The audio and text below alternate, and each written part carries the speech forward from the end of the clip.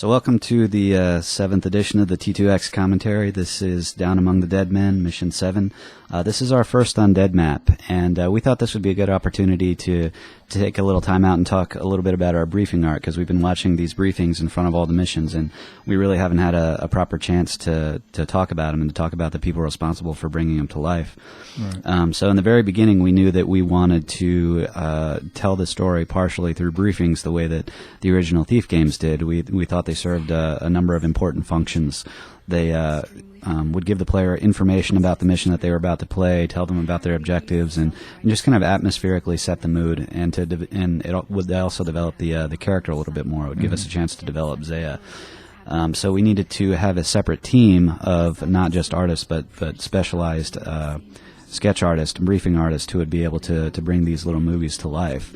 And although they're mostly comprised of still images, they are still require a tremendous amount of effort to bring to life, and that's actually one of the reasons why we ended up cutting them from Thief 3, was because they just require so much time and effort to do correctly. So in the very beginning, the first briefing mission art that we had finished was for Mission 1. And Saturnine, the artist who helped us out from the beginning, was the one responsible for doing all the initial drawings. He did a number of concepts for Zaya and Kadar, and ended up doing the 6 mission drawings for Mission 1, and that was kind of our test case. After we had that done, we didn't have it assembled, but we had all the artwork. We knew we wanted to bring that level of style and that kind of quality to the rest of the mission briefings. So that's when the plot team went out and really started writing scripts for the rest of the briefings. And so we had 2 parts to the script. We had a number of still images, and they were described verbally on paper, and then we had the narration that was to go over that. Yeah. And Saturnine, of course, is I guess a bit of a celebrity in the Thief community for his mission, the 7th Crystal, which everybody really enjoyed. Yeah, he did artwork for a number of maps. He did, like, for example, the briefing drawings for the Inverted Mans, and was responsible for 7th Crystal and for a number of other little community projects, and really just a first-rate, fantastic artist. But the problem was that when all the briefing scripts were written, we really had over 70 drawings scheduled at the start, and although, he was really ambitious, like a lot of really talented guys, he really wanted to overextend himself. There's no way that a single person could do 70 drawings, Right. And eventually we actually had to cut it back to about 50 because the plot team was really ambitious and scheduled out I think like 6 to 8 briefing drawings for each individual briefing, which was even more extensive than the original missions. And we eventually made some smart cuts and decided to go with a more reasonable number, most of them 3 to 6. And that was a painful process as well. Yeah, it was, because we have to be succinct and be realistic about what we can accomplish, and even so, even with like 50 or 60 drawings and the 12 briefings that we had, that's still just hugely ambitious for the number of people that we had. Yeah. So we had a lot of people from the community just come out and volunteer right off the bat to do briefing drawings, because they're the type of art that's kind of self-contained. And any individual person can do 1 or 2 or 3 drawings and then choose to go on their separate way if they wish. They don't have to make a long-term commitment. So we took samples from people, and we basically made assignments near the start, and we assigned briefing art out. As we started to get the briefing drawings back, we came to realize, that people had radically different styles, and that even though we had kind of an established standard and something that we were shooting towards in terms of quality, that sometimes it was difficult to meet those standards. Even for professional artists, that's sometimes difficult for them to adapt to a particular style of 2D imagery. And on top of that, we had some people who are skilled in Photoshop, but the vast majority of people were not. They were only sketch artists, so they had scanned drawings that were, rough around the edges and not polished and smooth. Didn't look like we could actually use them in the briefing drawings themselves. So for a long time, we had kind of a bit of a crisis, about how we were going to make the briefings look consistent and uniform and still deliver in terms of quality. And there was actually one point in time where I think Saturnine, who was very interested in the briefings, was kind of panicked for a little while because we showed him a bunch of the briefing artwork, and he was like, we can't use this. He didn't want to be a dick about it and say that it wasn't up to par quality wise, but he was very adamant about the fact that we needed some kind of process in order to bring all the drawings up to a quality level, and we were all on the same page. We all totally agreed about that. But I think you and I, that were a little more confident in that. We were of the opinion that we could get it done, and we did eventually. So near the end of the project, when we were making our final cuts to the briefing scripts, and we were really getting a lot of the artwork in, I had one of our artists, Dan Staten, who's actually a professional guy, come in and run like a test where he did like a post processing on some of on a couple of the briefing drawings to see if he could take some that were good but were a little bit rough around the edges, and then smooth them out and apply some Photoshop technique to get them looking consistent with the other drawings that we liked. And sure enough, it worked. Very, very, very well. Yeah, very, very relieved about about the result of that. Yeah, and so at the end, what we ended up doing basically was Dan Staten, one of our favorite briefing artist guys, and Rohan and Saturnine were assigned basically a bunch of the drawings, and they took them and through the process of probably only maybe a few dozen hours or a work week or two, we're able to convert them successfully, I think, to really shippable, high quality briefing images that looked consistent enough to one another to pass inspection, which is really pretty amazing considering the volume and the amount of artists that we had. Right. It was a bit of a painstaking process too to go through and figure out, okay, we're obviously not going to have time to do all these drawings. Which ones can we cut without destroying the the story that we're trying to tell here in the briefing? And I remember, didn't we pull artwork from some other places too that we weren't originally going to use in the briefings? Or yeah, we did. We actually ended up using a couple concept pieces in our briefings when we didn't plan it that way. We borrowed a couple pieces of artwork here and there. We used screenshots, but again, whenever we took those pieces, we applied the post processing to them, and as a result, they ended up looking just fine. Right. And the Looking Glass briefings that they did for Thief and Thief 2 occasionally employed screenshots. Really kind of scaled back. They really only had like four drawings per briefing. Sometimes they relied on other images too. Right. So we actually created briefings that were at least as ambitious as those, if not more. Right. And the only other thing I'll add is that we decided to go with kind of a brown, like sepia tone look to the drawings instead of the black and white look from Thief 2. We were considering both looks, but ultimately we decided we liked the color a little bit better. It gave a little bit more mood, and it helped mask some of those differences between drawings even more, I think. Makes them appear even more stylistically consistent. So, there are some times when you can look at some of the briefing drawings and you can kind of tell they come from different people, but all in all, I think it's certainly as good as you can expect from any project like this, from any professional project for that matter, with so many different artists.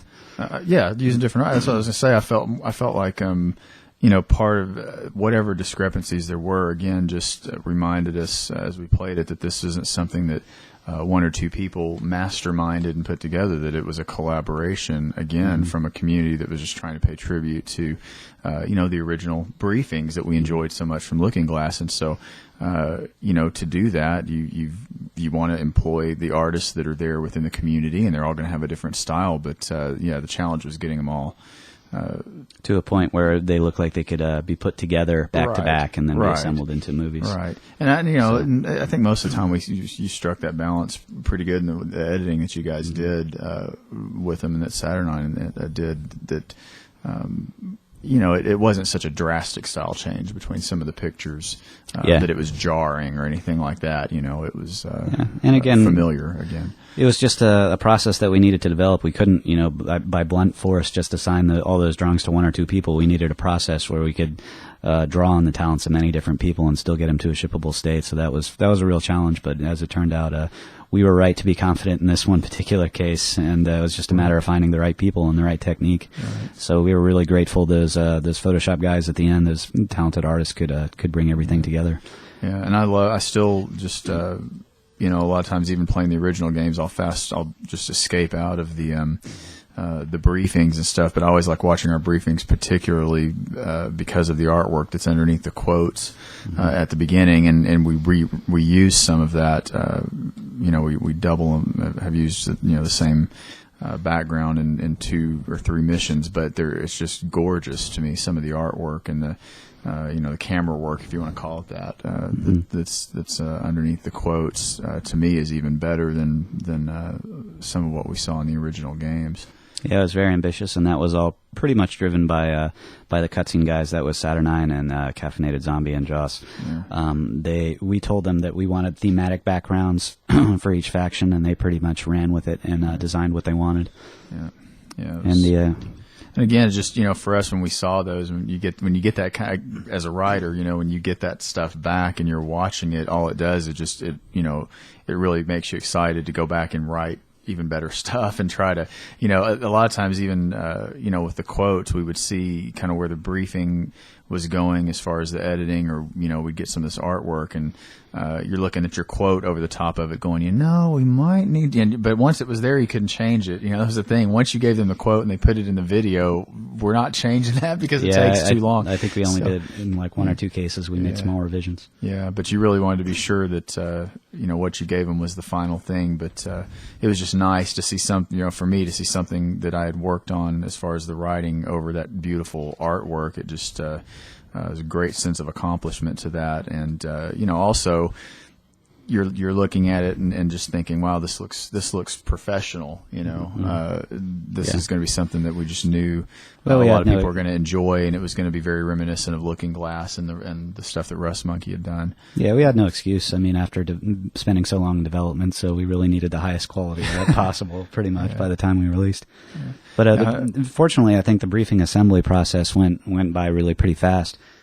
We had rough drafts that were originally done by God Is My Goldfish, who took all the drawings and all the narration. The narration was done independently by Win, playing Zaya. And he assembled them together, and we kind of got a feel for pacing and for how things were going to flow together. But ultimately, the final cuts were put together by Saturnine. He took those and he made some changes. He redid them pretty much from the ground up. Pasted the drawings in a way that felt right to him, and put in sound effects and polish and just all these things on top of it to finally get him to a shippable state. And he did it so late that he actually didn't get credit for it in the cutscene, in the credits movie cutscene. But Saturnine was actually the guy that put it all together at the end. But we're giving you credit now, so yes. if you're listening to this, yes. Well, and I don't know if I didn't catch it if you did it, but there's might want to mention there's a tombstone there in the graveyard that's a little bit of an Easter egg where it says R.I.P. Looking Glass or LGS. And, so you can find that if you haven't found it before. Yeah. But that was kind of a nice little touch by Madger. So this is a good place to jump in with the fire crystal that you pick up here. So the players had the ice arrows for several missions now, and is probably used to the mechanic of changing their arrows back and forth. And we really had to wait a few missions before we gave them the next piece of the power-up, because we really had objective restrictions throughout Sunnyport where the player couldn't be seen or attack the smugglers and couldn't kill the hammers. So this was really a good opportunity here in this mission to give the next piece of the puzzle, which is the fire crystal. Yeah, the flare, and of course it turns into a flare, which is great for dispatching the legions of puking undead that are attacking you. Yeah, that's the thing. Like we were curious about what we could do with fire arrows, because we knew we wanted each of the crystals to convert over by this point. And a fire arrow is already a very offensive, very effective weapon. So what else could we do with it? Well, we thought, aside from creating the obvious dynamic light, we thought the other thing that we could do is make it influence the flee systems on the AI, right. and so we thought it would be neat to, if it emitted a bit of a holy signal, did a little bit of holy damage, and then caused undead around to flee. And that way it could be extremely useful to get out of tight situations where you're surrounded by a lot of zombies, because one of the things that characterizes a lot of the zombie gameplay is large numbers of these slow-moving guys in these spaces, and it's real easy to get trapped. And so this tool kind of provides a way for the player to get out, because when they shoot it into the ground or nearby, then all the undead are going to run away. Mm-hmm. And it means it's not super powerful either, because all the undead are going to come back in 30 seconds. But it does give you a window of opportunity to escape or to attack them further, or do whatever you want to do. Yeah, just another option. And do you remember, I remember having discussions about, the pace or the rate at which we would reveal these new weapons or give shards of the crystal. And the problem with this one was that Malik was the one who gave her the first one, and originally we just thought, well, Malik, as time goes by, will give her these different shards, and all of a sudden we realized, wait a minute, Malik is nowhere to be seen. Zaya's in Sunnyport. Malik isn't there. Where's she going to get this from? And I don't remember who came up with the idea if that was Mazur that came up with the idea to put it here, or how that ended up happening, but this, seemed an appropriate place, I guess. Yeah, to find it hidden amongst, in a mausoleum with a bunch of Hammerite artifacts scattered throughout. That seemed like an appropriate place for it, and it was, of course, the perfect mission to find it gameplay-wise, because this is where all the undead are, and so naturally you want to be able to use the weapon immediately. That was a little bit of a happy accident, I think, though, the way that came about. That it was the right time to reveal it, and we had an undead mission, and. But I just remember the plot team kind of being hung up trying to figure out how are we going to work that in, because the guy that's giving her these is nowhere around, but it worked out. So this is a nice little ghost scripted sequence here. I think this is me that's getting beheaded here. This was painful. I got to tell you, that blade slicing through the spine and it's rough, and my wife was very upset about this whole thing. But, and then there's a little head in the bucket. I don't look so good. Yeah, when we wrote the original mission document for this, we really didn't have very many subplots for it. So the primary mission author on this, Mazur, is the guy who came up with this Mausoleus storyline, and everybody really liked the ghost elements from Trail of Blood and Thief 2. We thought ghosts are an interesting way to have conversations in an undead mission and to tell the story, so he made good use of them here to kind of reveal bits of the plot. Yeah, it took quite a bit off the plot team, because this was a really big mission. And to be honest, we really, at this point in the plot, I can't speak for Dave, but I remember having conversations with Valletta and Toolhead, and even with Strange Blue in the original, plot chats, that at this point you're kind of stretching a little bit to the players gonna be asking, why in the world is she? Oh, there's the vomit. Yeah. There's the vomit with the flies. Yes. But you don't want to stretch the believability too much, and it's kind of, we didn't want it to feel contrived, but we knew it was a little bit of a stretch that she wants to set up the smugglers. There were obviously easier ways for her to do that than to go down here and risk her life trying to get an artifact that was so dangerous to get to. And so we were aware of that hopefully the player's kind of going along with us at this point and willing to just accept, this is what she needs to do. And there were some story reasons. Undead map. Yeah, and we wanted to have the undead map, but it was really a nice thing that Mazur in developing this storyline with Mausoleus, and here of course he's killing his family.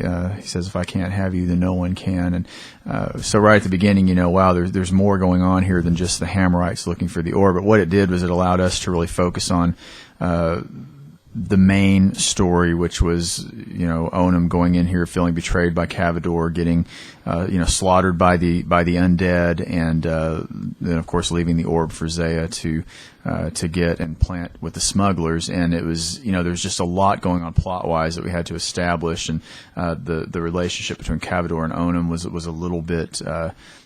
Was a little deeper, than.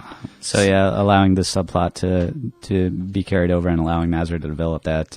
It took a freed lot up that off time. us. Yeah, it took some pressure off of us. What else are we going to do with this mission? And he just took it and ran with it. And it really, to me, it's one of the better subplots in the game. And we were real happy that he was able to do that. Yeah, I guess we can give you a little bit of development history of this map, but both of our undead missions seem to be kind of cursed because they both went through several revisions and they were both problematic for different reasons. But originally, this map was worked on by Secluded Memory at the very start, and he built an entirely different version of the map. And again, that was near the very beginning. He was not one of the most experienced guys, and we didn't have like a full mission document. We didn't have any art resources, and so again, it was one of those scenarios where we really didn't set him up for success. And as a result, there were problems with the map and things we wanted to change and rebuild. And eventually we parted ways, and we're happy to get Mazur. Mazur was responsible for building Durant and was actually an architect in real life, so he was a good find for us. Right. And he was anxious to get on this and build an undead map. He built a first version of this, which I didn't like a whole lot. I guess I felt there was not enough connectivity, and there was some weird player movement things. Like the very start of the map, you had to jump like 10 stories down into this huge pool before you could get to the mausoleum and stuff, and just things that weren't really jiving for me. So we talked about it for a while, and eventually he did this second draft, which was the third draft of the mission overall, and this is the one that we ended up with. And this is a little bit different. It has 3 main areas. It's got the graveyard, it's got the underground catacombs, and then it has the church. And he interconnected them all with all these kind of hidden underground passages, but made it believable so that there's a real path that where the Hammerites would travel to bury their dead, and it seemed to work out pretty well. Right. And one of the things I enjoyed about this mission, I thought was great. You're always scared when you do an undead mission that it's going to be compared to the Bone Horde, and then and even with fan missions, there's the I can't remember the name of it now, but there's a T1 fan mission. Oh, Bloodstone Prison. Bloodstone Prison, yes. The main reason we wanted to get Kung Fu Gecko for a while. Right, so right. Yeah. And those were just brilliant. And of course, anytime for me, anytime I play a fan mission, if it's an undead mission, I'm always thinking of those two missions specifically. And so the thing that I thought was great about this and the design was that you go through quite a bit of hoopla to get to the Bone Horde with the caves and all that kind of stuff. But then when you get in there, with the exception of maybe the Alaris extension, it's pretty much intact. It's there's dead bodies laying around and stuff, but I mean it's not crumbling and falling apart and rotting. It's a pretty nice planned crypt, and this had a little more of a scattered feel to you had some of these separate buildings, and these doors are all nasty and torn up, and there's really nothing elegant about the way that people were buried in here, because it's just, you got the torture chamber, you got it's just really falling apart, and it's very decrepit, and that to me just made it different enough that it was unique, and I didn't feel like I was just playing the same mission as I played in Dart Project, in the Bone Horde or whatever. Yeah, we're always challenged to try to bring new gameplay and new ideas and new atmosphere to each one of our missions. So this ended up being pretty unique. Yeah, and then of course, here we. Do you want to talk about the bug with the Mausoleus thing, or do you want to wait till the end? Yeah. Or should we not talk about that at all? No, we can talk about it. So in the first draft of the mission, Mazur had, well, actually, I shouldn't say in the first draft. I should say in an early version of this map, Mazur had a couple spots where the player had to use rope arrows in order to advance. One of them was over the flaming lava pit, and one of them was to get the orb at the very end of the mission. And I was always very much opposed to that, because I think you can't count on the player not expending all the resources. You can't potentially screw the player over like that. There always has to be some kind of secondary way that you have to complete the mission. Right. And it's something that we actually disagreed upon, because, he'd say like, well, you required arrows in your 2 fan missions before you worked on T2X. And I was like, yeah, that's because I was a bad designer, because that's like the thing to do, we use the inverted mance. Well, that guy that did the inverted mance did it that way. So why can't we? No, but I think the most egregious of the two was getting the orb at the end. We wanted to really make sure that all players could get the orb, no matter what their inventory was, or no matter how many weapons they saved. So he actually had independently come up with this idea that you could destroy Mausoleus by burning his bones.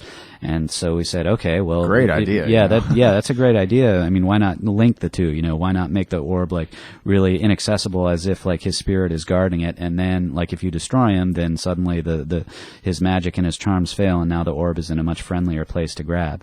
And so that solved the problem really well. And I was actually the one to implement that in this mission, because it was very much a last minute fix.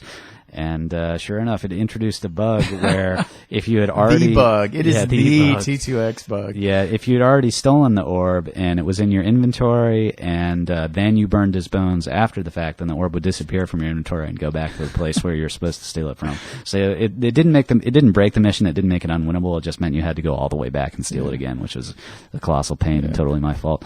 But I think that's the number but- one question I've seen on the forums is, where did the orb go? You know? Yeah, I mean, well, that, It's like, well, that I think even though that's a bug, I think that's better than the alternative, which is Right. potentially screwing people over by forcing them to use an inventory item they may not have. Right. So it was a lesser of two evils, and we definitely fixed it for the patch. So there's Well, and not there a were some lot of harm there. attempts to compensate for that along the way. For instance, one of the tombs that you go into and you push the button for the secret and you get like 4 rope arrows. Yeah. And typically when you see something like that, in a fan mission at least you go, the light bulb kind of goes on. You go, there's something coming up that's going to require, a lot of rope arrows. I really Yeah. need to be careful about my rope arrows. But you can't depend on everybody figuring that out. You sure don't want to Yeah. have them frustrated at the end of of what is a really good mission with something like that. So Yeah. I love the design of this, the figure 8 thing where you could, and again, non-linear, just that classic Thief thing where there's like, I think 3 different ways to get over into there, at least 2. You can go through the Tomb of the Forgotten King, come out over there. Yeah, it's very well interconnected. There's just a lot of neat little, Neat little areas. I actually kind of have mixed feelings about the multi-tiered crypts in there because you can kind of escape the zombies in the gameplay by getting up top, and it makes the zombies feel a lot less threatening. But maybe that's all right because not everybody really likes dealing with massive amounts of zombies anyway. yeah, I'm not a big fan of being eaten by zombies, I have to say. That's actually one of the high-level things that we talked about very early was how we could make zombies more fun. And so we introduced a couple new behaviors which made them more interesting to say the least, I think.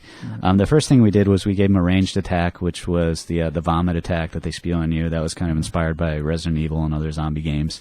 And we did that all through, if you know DromEd, we did it all through watch object links, basically. Like when the zombie gets close to you and detects your presence and sees you and hasn't vomited within the past 15 seconds, then he spews vomit at you.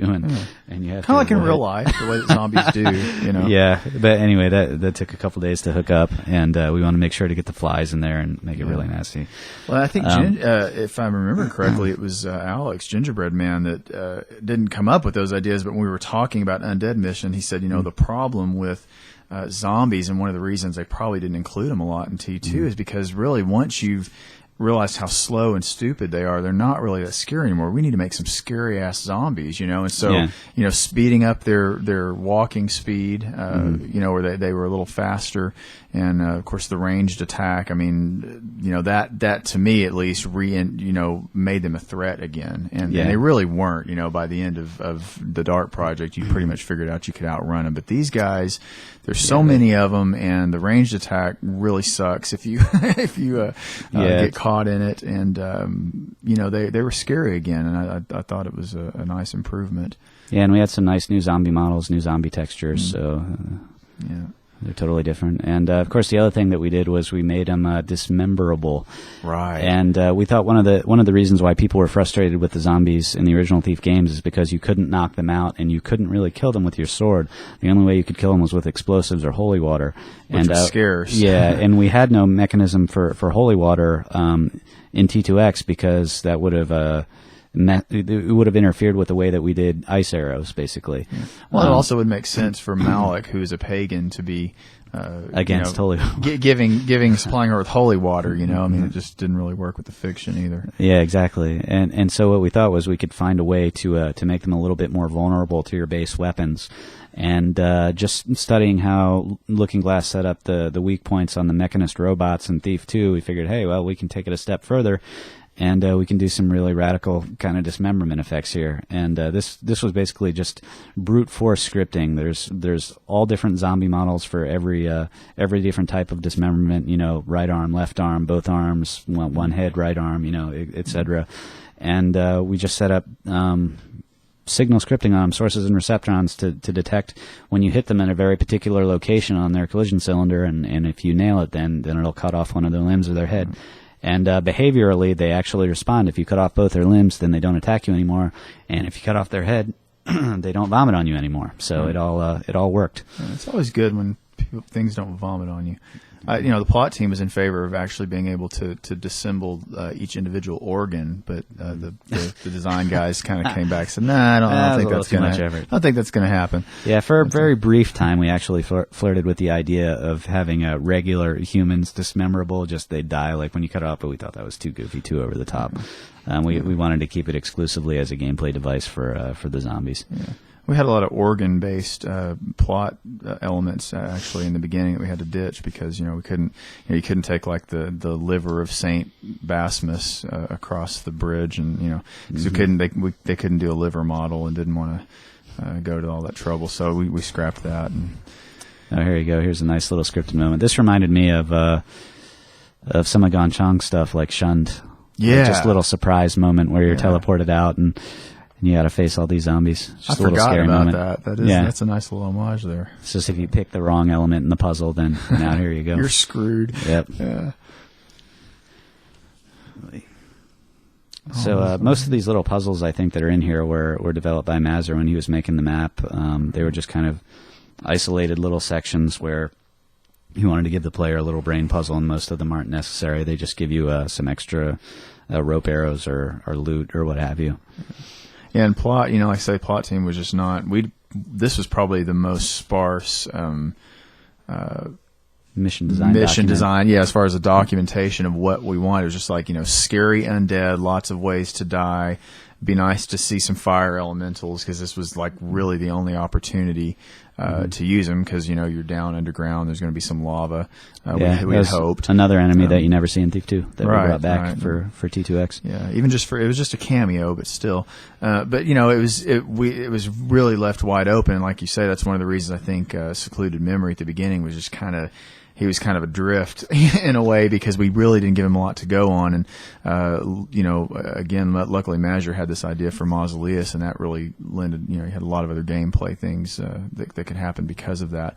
But, again, it was nice to as a plot team, sit down and just say, well, this is what we need, and we don't have a lot of specifics, and then to see somebody flesh it out like this, and it'd be as fun as it was. It was just I love this moment when you come up over the ladder and this whole thing opens up in front of you, and you're like, oh God, I gotta get across. Get across What there. a nightmare, Yeah, that was also very reminiscent of the Lost City. Mm-hmm. From Thief 1, which is nice, or Kidnap from Thief 2. Mm-hmm. And this whole thing, how did this come about here? We're getting to the Crypt of the Forgotten King. How did this idea of the King's Heart come about? That it basically serves as a ward against the traps that are in the tower. Was that Mazur's thing? Or I think that was Mazur's thing again. He wanted to make getting up to the orb. If you didn't explore the entirety of the map, basically, and you tried to run up to where the orb was being kept, that there would be these sentinels, basically these statues that would make it very difficult for you to cross by shooting you, killing you, shooting magic at you. And so the way that you could avoid that is by exploring the rest of the map and by getting this artifact over here. See, that's good design. It is, but I was always kind of curious if that was clear enough, if we had enough readables, if some players weren't ever going to figure it out. I mean, but it is kind of always a good thing when you have an atypical way to force the player to explore the map. Mm-hmm. Because typically the fallback solution is always to force the player to get a key. The and key that's, hunt. Yeah, the key hunt. That's not really always the most interesting thing. You ultimately want to dress it up and have something more interesting here that requires just a little bit of brain power. Right. And again, with the plot team, there's probably so much more that we could have added in here. And we discussed once we played it, and we've got this Crypt of the Forgotten King and all these names in the graveyard, and there's so many little things here. The tomb where we saw the secret with the rope arrows. There's a story behind all these things, and we could go to the trouble of writing documents and somehow contriving to create backstories for all this. But then, I remember as we talked about it, one of the things I think that was so memorable about a mission like the Bone Horde, and even Return to the Cathedral in some ways, is that and the Haunted Cathedral in the original game, is that you didn't know what happened. You know, you're in the Old Quarter. There was some type of cataclysm. You don't really know what caused it. That kind of storytelling can be very effective when used appropriately, and actually I think that's one of the reasons why I like Half-Life storytelling so much too, for Half-Life and Half-Life 2, precisely because not everything is explained. You're basically given a set of information which is relevant to your own situation, but you're not really strung along by a specific plot. Well, yeah, that's backgrounds. ultimately you come back to how you want the player to, you want to leave something to the imagination, and the mysterious, who is this forgotten king, and even some of the aspects of Mausoleus, you don't really know how he ended up the way that he was, and some of that, which I think is good that it was left intentionally up to the interpretation of the player. It took me forever, man. I beta tested this thing probably 100 times before I found that stupid ledge to get around on the side. Now, I'm not good at playing Thief. So I'm down there struggling with the rope arrows and the bridge and trying to get, and the fire elementals are killing me. And then, somebody finally pointed out, hey, dummy, there's a ledge around to the side, man. And, that's actually good. I mean, because we wanted to encourage the use of rope arrows right here, but again, we didn't want to force the player to use them in case they didn't have any left, and so I got Mazur to build a little ledge around the side where, if you were clever, you could spot it and jump up without using any inventory items. It's just it's not terribly difficult. It's just hidden a little bit, so you got to look for it. Nice little touch there. You come upon this gateway, and there's a dead hammer laying there. And what is this other thing? Because it was the new haunt skins. Yeah. And you get to see a dead one before you have to actually confront live ones. But it was a nice little moment of foreboding there. Like, oh God, I got this a is what I'm gonna be new up enemy against. coming up, and yeah. Where is he? And these spiders. Okay, I've dealt with spiders. Where are these guys? And so this whole time, at least the first time you play it, the whole time going in here, you're ready for this haunt to come walking out from somewhere, and it was just a really nice little touch there. I thought, a little teaser. And so here, speaking of spiders, this is the spot where we first introduced spider eggs. And originally we were going to introduce these later, but we decided to put them here because this is just the perfect fictional location for them, right in the spider's den. So players are used to the frog bombs from Thief 2, which are basically little bombs that spawn little happy pagan frogs that'll jump around and blow you up. And they were an okay power up. They were lethal and really kind of loud. I think we wanted something a little bit different and a little bit more pagan-y for T2X, so we went with a similar kind of concept. We just spawned spiders instead, and they ended up working out pretty well. We kind of had some back and forth on whether or not they should be hostile to the player, whether or not they should be friendly to the player. We ended up making them hostile to everything. So when you drop a spider in the world, they'll attack anything, including the player. Right. And then they'll expire after 30 seconds. The idea being that they're supernatural moss spiders that can't live in our environment for too long, which, is just a way to make sure they're not too overpowered or annoying. But I question now whether that was really a good decision to make them hostile to everything. I think we probably would have been better served to make them friendly. But, that's another hindsight thing. And this is an idea that I'm glad we happened upon, and I can't even give credit because I don't remember who came up with it. But, it may have been Mazur, but the idea that when you get to Basmus's tomb, it's been plundered and the orb isn't there anymore, and so you have an even bigger challenge. You have to go into this tower and all that, and I don't remember if that was part of the original idea or if that's something that Mazur came up with. I think it's something that Mazur came up with because it makes Mausoleus a really sinister force in the environment. He's no longer just a ghost that you see from time to time. He's not passive anymore. Yeah, he's not passive anymore. He's now the guy who's responsible for stealing this orb and for bringing this wrath of the undead down on the hammers. And it's nice to see the wrath of the undead coming down on the hammers for once, you know? For a while. Which we get a little of that in Thief 3, but and this was a really tough section. I mean, I remember beta testing this and trying to get not to Basmus's tomb, but up into the tower with the tile floors and the patrolling haunts and all that. And but it was one of those moments where you just felt like we've really not had just one of those return to the cathedral moments where you're just absolutely terrified, and it's so difficult in places to move around without getting caught, and it's a real challenge.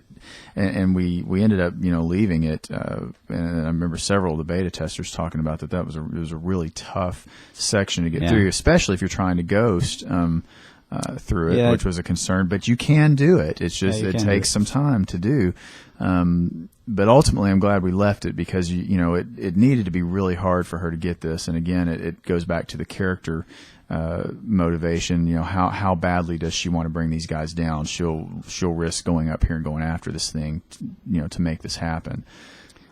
I have again, it's another one of those sections where it might do things a little bit differently if we were doing it over again. I think the only thing that I found frustrating was really having to deal with the undead on the spiral stairs because there's really nowhere to hide and nowhere to go, and so you really have to have a good sense of where your enemies are in the space and really predict where they're coming down, and that can be a little too challenging. I think I like to keep them kind of isolated on the floor, but like Dave said, I mean it makes it very challenging and very, very tense. Yeah. So it scares the hell out of you every time. You hear him before you think about going him. up the spiral stairs, and it's like, where is he? Am I gonna run into him? And that reminds me a little bit of the zombies. And speaking of Return to the Cathedral, the staircase where you're trying to get up and down into the basement to get the power on for the elevators, and you just can't see around the corner, and you just don't know when you're going to run into one of these guys. To me, it just makes for great, tense gameplay. And of course, you've got some tools you can use there. You should have a fair amount of player tools by this point. Deal all that damage while he's frozen, Yeah, for the frozen guys, you can leave them behind. You can attack them with a sword, or you can shatter them with any kind of fire stimulus, like a fire arrow, if you hit them with it. And now, I know there's some people also that play. That was another gameplay aspect that we didn't really talk about much, but we looked at there's some people that play where they don't want to use any resources, no moss arrows, no water arrows, because you basically don't want to leave any trace of your presence. But it's just really unrealistic in a way to try to design every level that way. And so some of these, if you are going to ghost them, you've got to use the moss arrows to get across the tile floor and still leave the haunts unharmed. Yeah, and again, those kind of gameplay inventions are just that, are inventions by the community. They're never really intended by the original designers, even of the original Thief missions. Nice if you can accommodate it, but sometimes it's just it's unrealistic, and it makes it too easy. For other skill levels.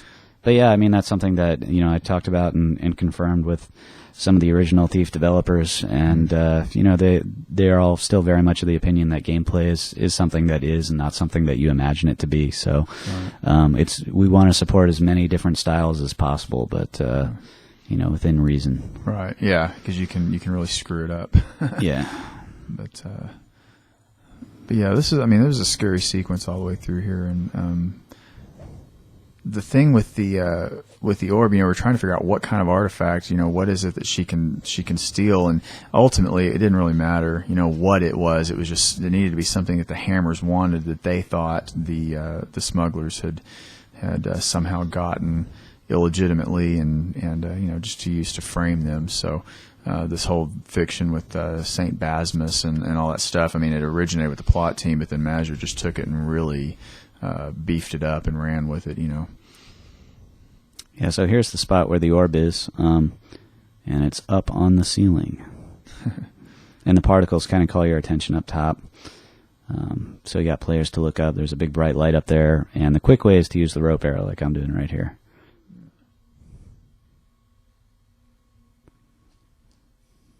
And I guess we should say we've been crediting Mazur with everything, but really he also left the project in the final year, I think, and Gon Chong took this map over and put a bunch of polish on it.